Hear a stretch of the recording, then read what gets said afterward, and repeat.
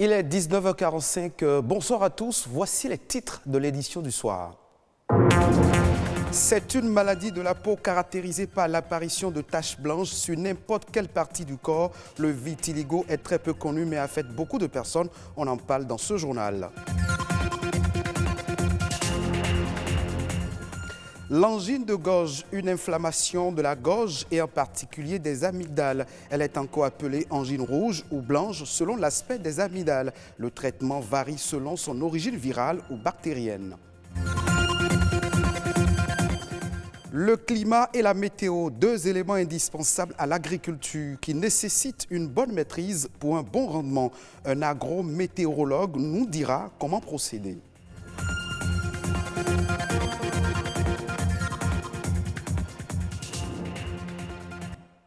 Nous démarrons cette session d'information par une note santé pour parler d'une pathologie fréquente. Le vitiligo est l'une des nombreuses maladies de la peau. Elle est très peu connue. Paradoxalement, elle affecte beaucoup de personnes à travers le monde entier. Elle entraîne souvent une détresse psychologique importante chez les personnes qui en souffrent. Ce 26 juin est retenu comme Journée mondiale du vitiligo, une façon pour la communauté internationale de penser aux personnes qui en souffrent. À la découverte de cette affection dans ce commentaire sur l'image. Le vitiligo est une maladie qui affecte généralement la peau. Elle se manifeste par l'apparition des taches blanches sur les pieds, les mains, le visage ou toute autre partie du corps. On la rencontre chez les hommes ainsi que chez les femmes. Elle apparaît sur tout type de peau. Le vitiligo touche 0,5 à 2% de la population mondiale, soit 100 millions de personnes. Ces taches sont causées par une dépigmentation due à la destruction des cellules de la peau qui produisent la mélanine, communément appelée les mélanocytes. Une fois ces cellules détruites, la peau devient totalement blanche. Ces dernières années, la recherche a fait des l'artiste américain Michael Jackson qui en a souffert pour attirer l'attention de chacun sur cette affection cutanée et les possibilités de traitement qui existent en la matière. Merci à vous, Gloria Oni, pour cet élément.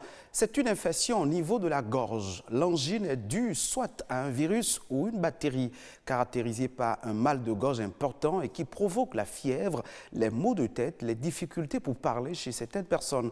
Cependant, elle peut entraîner des complications quand elle n'est pas bien traitée. Plus de détails dans ce reportage. Elle est due à une inflammation des amygdales, de la membrane muqueuse et du larynx. Résultat, mal de gorge et difficulté d'avaler. L'angine, puisque c'est d'elle qu'il s'agit, est une infection dont souffrent bon nombre de personnes qui ignorent parfois l'origine, mais connaissent les manifestations. C'est une maladie qui attaque la gorge souvent. Et on a du mal à avaler du salive. L'angine, c'est une maladie qui crée des douleurs au niveau de la gorge.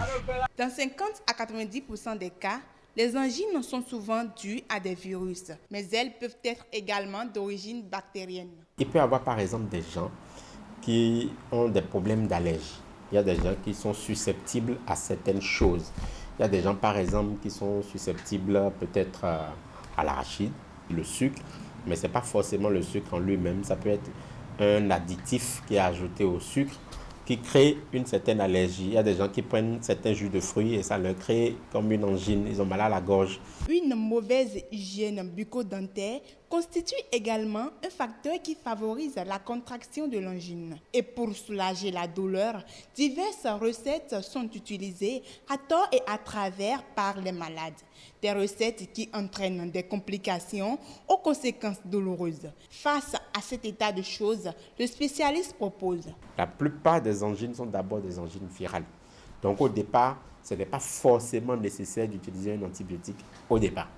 Mais lorsque c'est une angine bactérienne, dans ces cas, très souvent, il faut forcément faire recours à un médecin pour qu'on voit s'il faut mettre un antibiotique et quel type d'antibiotique en fonction des symptômes et en fonction de ce que le médecin verra, il saura quel antibiotique il faut utiliser. Un mauvais traitement de ce mal pourrait déboucher sur d'autres maladies plus graves. Une angine mal traitée peut être à l'origine de problèmes de rhumatisme articulaire aigu, Une angine mal traitée peut être à l'origine après de problèmes cardiaques, de problèmes articulaires. Il faut savoir que les amygdales sont une porte ouverte. Et à partir de là, les microbes peuvent diffuser à tous les autres organes du corps lorsque ce n'est pas bien traité. Les traitements de l'angine dépendent donc de son origine, mais qu'elle soit virale ou bactérienne, elle est contagieuse. Il faut donc respecter les consignes d'hygiène habituelles pour être épargné.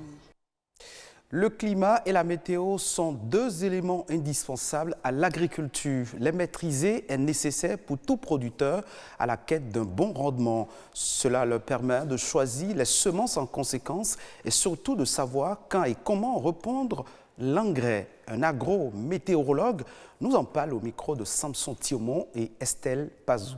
Nous avons des applications en météo qui sont beaucoup plus utiles pour l'agriculture.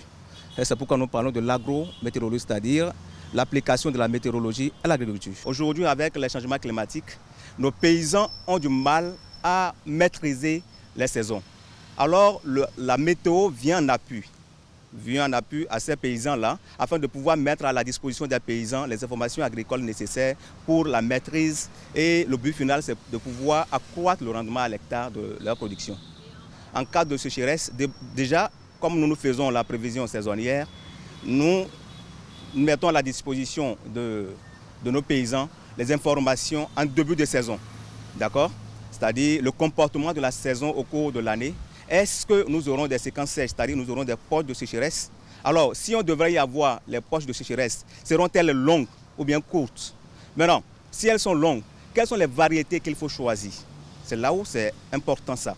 Donc, nous conseillons aux paysans de faire le choix des variétés qui résistent mieux à la sécheresse. Ça, c'est un. En dehors de cela, lorsque la saison démarre, nous, on calcule ce qu'on appelle l'ETP, c'est-à-dire l'évapotranspiration potentielle, qui vous permet, c'est des termes techniques, qui permet de pouvoir évaluer la quantité d'eau qui est disponible pour que la plante puisse exploiter. D'accord? Et lorsque nous calculons ce paramètre qui est l'ETP, ça nous permet de dire aux paysans que la plante est en train de traverser une période de stress hydrique, c'est-à-dire que la sécheresse. Donc, vous le conseillez par exemple de ne pas mener certaines pratiques, de ne pas reprendre l'engrais pendant cette période afin de pouvoir permettre à la plante de résister face à la sécheresse. C'est une des conséquences étonnantes de la crise du coronavirus. Certains produits naturels réputés pour leur effet bénéfique sur le système immunitaire ont vu leur demande exploser ces derniers mois. C'est le cas par exemple du curcuma, du gingembre ou de l'ail. Selon une étude du groupe américain Nielsen, ces dernières semaines aux États-Unis, 94% d'augmentation pour le gingembre par rapport à la même période l'année dernière, 68% pour le curcuma, 62% pour l'ail. Cet engouement profite aux producteurs locaux, mais les chaînes d'approvisionnement n'ont pas toujours pu suivre cette forte demande et de nombreux contrats n'ont pas été honorés. Ce sera tout pour cette session d'information.